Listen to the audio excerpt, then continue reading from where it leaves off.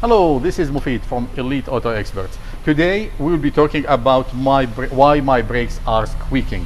First we just explain how is the brake system works.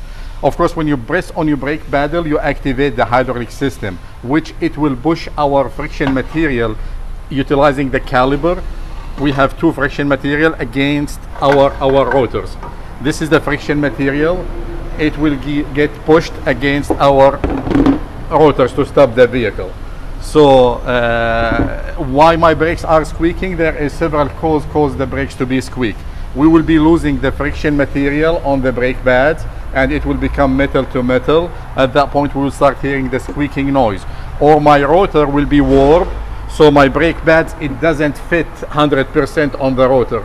So if it doesn't align with it, if it doesn't match completely 100%, it will start making the squeaking noise. Or we get like a foreign object on that, it will start making also a squeaking noise. On this car we work on 2014 Chevy Silverado. What we find on this one, our brake pads are still in good shape, our rotor is still in good shape. What we find like a small screw, it fall between, so that's what making the squeaking noise.